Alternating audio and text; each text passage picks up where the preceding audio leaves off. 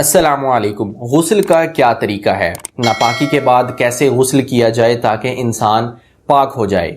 ہم میں سے کچھ لوگ ایسے ہوتے ہیں جو اس اہم مسئلے سے ناواقف ہوتے ہیں۔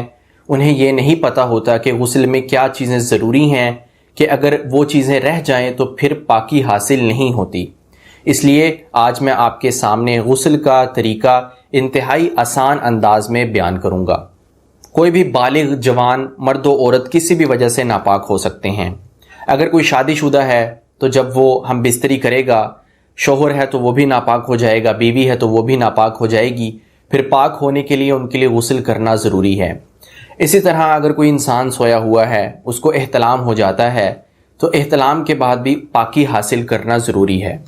اسی طرح عورت اگر ایام حیض سے فارغ ہو تو وہ بھی پاک ہونے کے لیے غسل کرتی ہے۔ تو انسان کسی بھی وجہ سے ناپاک ہو سکتا ہے اور اس کو پاک ہونے کے لیے غسل کرنا پڑے گا۔ پاکی حاصل کرنے کے لیے غسل میں 3 چیزیں ضروری ہیں۔ ضروری سے مراد یہ ہے کہ یہ 3 چیزیں فرض ہیں۔ اگر ان میں سے ایک چیز بھی رہ جائے گی تو غسل ادا نہیں ہوگا۔ اس لیے ان 3 چیزوں کا پورا کرنا بہت زیادہ ضروری اور اہم ہے۔ پہلی چیز کہ منہ بھر کر کلی کی جائے۔ کلی اس طرح کی جائے کہ پانی حلق تک پہنچ جائے، آپ کا منہ اچھی طرح صاف ہو جائے۔ دوسری چیز، ناک کی نرم ہڈی تک پانی کو پہنچانا۔ انسان تھوڑا سا پانی لے، اس کو ناک میں چڑھائے اور نرم ہڈی تک پہنچانے کی کوشش کرے، اپنے ناک کو اچھی طرح صاف کرے۔ تو یہ ہے غسل کا دوسرا فرض۔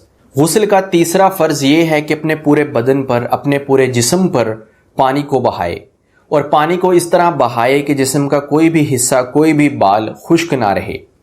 اس میں اس بات کا بھی دھیان رکھا جائے کہ انسان کی جو ناف کا سوراخ ہوتا ہے وہ بھی خشک نہ رہے، اس کو بھی انسان گیلا کرے، اور اسی طرح کانوں کے اندر بھی اپنی انگلیوں کو گیلا کر کے اپنے کانوں کی صفائی کرے، اور اسی طرح پاؤں کی جو انگلیاں ہیں ان کے درمیان خلال کرے تاکہ ان انگلیوں کا درمیانی حصہ خشک نہ رہے۔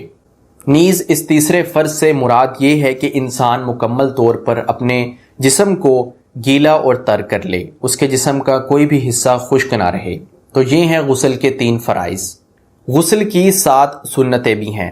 اگر ان میں سے کوئی سنت رہ بھی جائے تو غسل تو ہو جاتا ہے، لیکن ثواب میں کمی آتی ہے۔ اس لیے غسل کے وقت سنتوں کا بھی دھیان رکھنا چاہیے۔ غسل کی پہلی سنت یہ ہے کہ طہارت یعنی پاکی حاصل کرنے کی نیت کرنا، اور دوسری سنت غسل میں یہ ہے کہ بسم اللہ الرحمن الرحیم غسل کرنے سے پہلے پڑھنا، اور تیسری سنت یہ ہے کہ انسان اپنے دونوں ہاتھوں کو کلائیوں تک دھوئے، اور چوتھی سنت یہ ہے کہ اگر کوئی ظاہری نجاست انسان کے جسم پر لگی ہوئی ہو تو اس کو دور کرے اور استنجا کرے، اور 5ویں سنت یہ ہے کہ انسان غسل کرنے سے پہلے وضو کر لے، اور 6ٹھی سنت یہ ہے کہ انسان 3 مرتبہ اپنے جسم پر پانی کو بہائے۔ 7ویں اور آخری سنت ہے بدن کو ملنا۔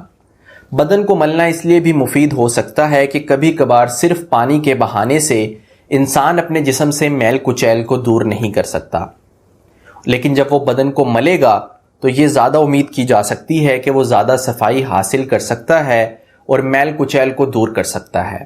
تو یہ ہیں غسل کی 7 سنتیں۔ ہمیں سنتوں کا بھی خیال رکھنا چاہیے تاکہ انسان کامل غسل کرنے والا بن جائے اور اس کو ثواب زیادہ ملے۔ لیکن اگر کوئی سنت رہ بھی جاتی ہے تو کوئی حرج کی بات نہیں، کیونکہ فرائض کے سر انجام دینے سے وہ غسل ادا کرنے والا بن جائے گا۔ غسل کے اندر 3 مکروہات بھی ہیں، یعنی 3 چیزیں ایسی ہیں جو کہ مکروہ ہیں، ناپسندیدہ ہیں، ہمیں ان سے بچنا چاہیے۔ وہ یہ ہے کہ پانی کو ضائع کرنا، یعنی اتنا زیادہ پانی استعمال نہیں کرنا چاہیے کہ انسان پانی کو ضائع کرنے والا بن جائے، بلکہ اتنا پانی لیں کہ جس سے آپ اچھی طرح غسل کر سکتے ہیں۔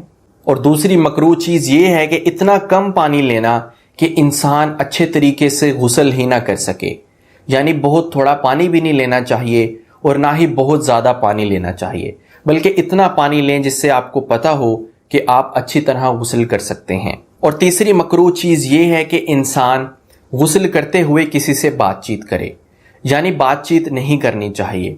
نہایت ہی سخت مجبوری ہو تو اس صورت میں تو انسان کوئی بات کر سکتا ہے، لیکن ویسے کسی سے بات چیت کرنا مناسب نہیں ہے، اس سے بچنا چاہیے۔ تو یہ تھے غسل کے 3 مکروہات۔ میں نے آپ کے سامنے غسل کے فرائض، سنتیں اور مکروہات کو بیان کر دیا۔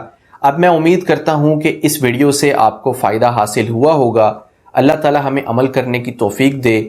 اب میں آپ کی اجازت چاہتا ہوں۔ السلام علیکم۔